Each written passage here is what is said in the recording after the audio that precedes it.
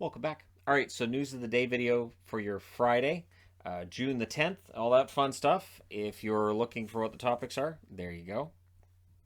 Hit the pause button, all that other fun stuff. Whatever you may do in order to have all the topics there. All right, that being said, let's go ahead and jump right in. We're going to talk about the Buffalo Sabres first, and the reason I'm wearing this fantastic jersey, my Ryan Miller jersey too. So the Buffalo Sabres are retiring the number 30.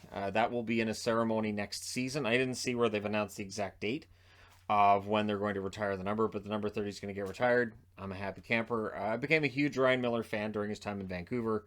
I knew he was a very good goaltender when he was in Buffalo, but just his personality and just how cool and calm he was, and the fact that there was no quit in him. So he was the same goaltender if the team was losing 5-1 as he was if they were winning 5-1. The effort never went away. So all the best to Miller, and that'll be fun. Now I'm pretty sure I've already done a Ryan Miller career video, so there's that. But yeah, anyways, there you go. All right, next up, the Luke Richardson discussion that I have every year might actually, well, we might actually see him become a head coach. The Montreal Canadiens will not stand in the way of the Chicago Blackhawks' attempts to, interview and perhaps maybe even hire him as a head coach.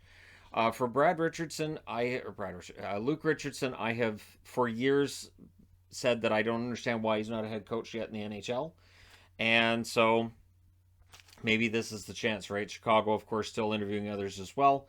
I'd love to see Richardson finally get a chance to be a regular head coach in the NHL. He's been very good as an assistant. He's done very well in the AHL, and so it would be nice to see him get that chance in the NHL. And just, the recycling of coaches, while it's understandable, it's nice when a team takes a chance and brings in somebody else as well. All right, next on the items of the day, Colorado. So the Colorado Avalanche are going to have a nice rest in between the end of their series and the start of the next one. We'll be getting into that in a little bit here as well. So both Cogliano and Kadri might play in the Stanley Cup final. It's wonderfully vague, and understandably vague as well, that the idea that they may or may not play. Um, I would think Cogliano's probably more likely than Kadri, but we'll see, right? We'll see what happens with those injuries and what that might do. I think this is going to be a really good Stanley Cup final, regardless of who wins in the East. I think we're in for a really good Stanley Cup final. I'm looking forward to it. We're going to see a team win a Stanley Cup that hasn't won it in a while, or we're going to see a Tampa Bay dynasty born. Either way, it's going to be a pretty bonkers Stanley Cup final. I do expect that, anyways. All right. So the other day, when Boston fired Bruce Cassidy, I was in shock. Clearly, there's other general managers in the NHL who were surprised. His phone apparently has been lighting up. There are multiple teams discussing things with him, and he wants to get back behind a bench as soon as possible. Now, there's been talks of whether or not there was a rift between him and the players. From the way that he's been talking, it sounds like it's news to him.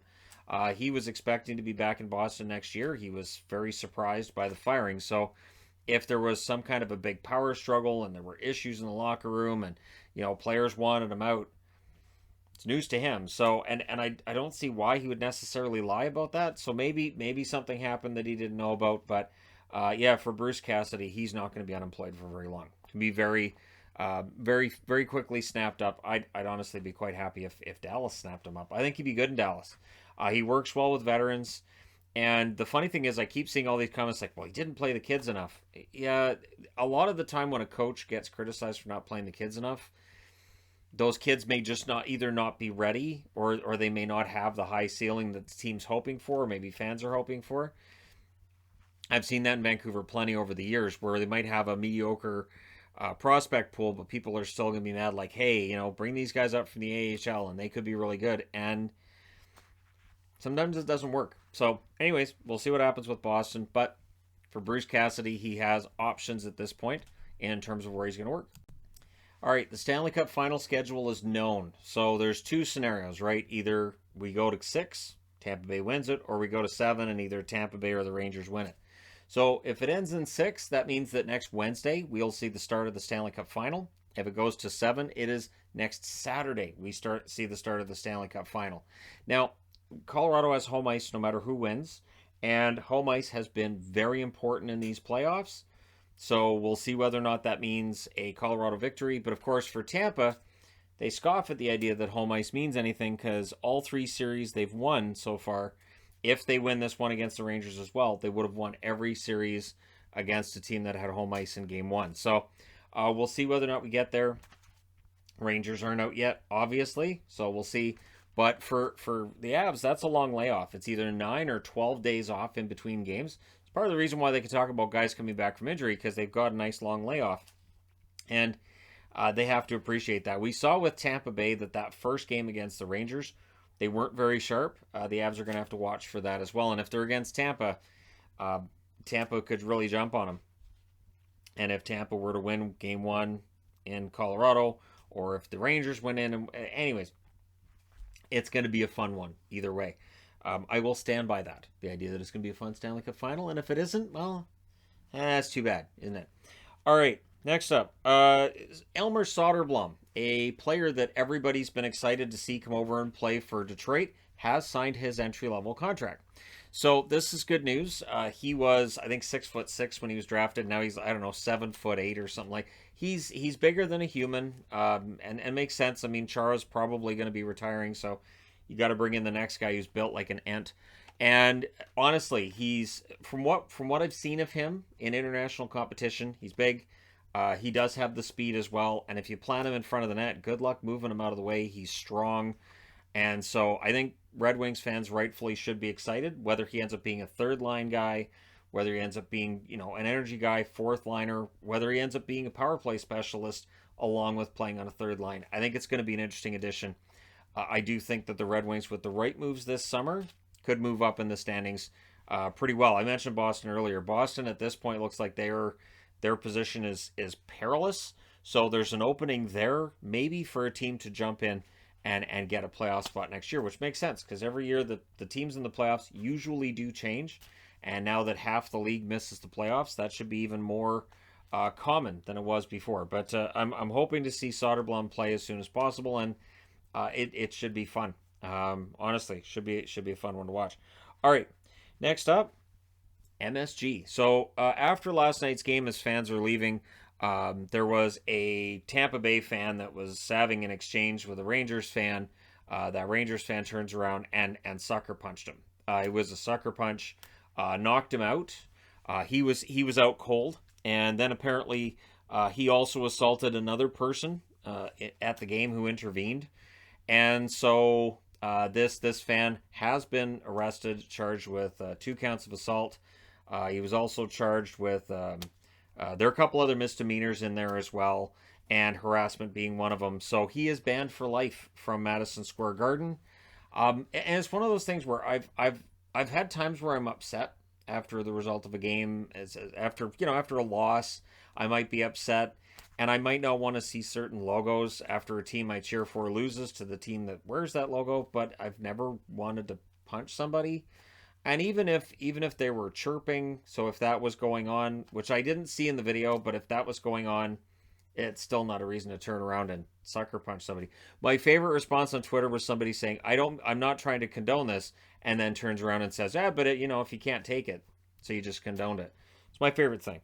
When somebody says, I don't mean to condone this, add the but, power through it. Reminds me, it's an Archer thing. But anyways, yeah, so agree with the decision to ban that person for good, and that's one fan that I think probably regrets that today. I would hope regrets that. I would regret punching somebody like that the moment it happened, but that's the thing. I'd feel terrible.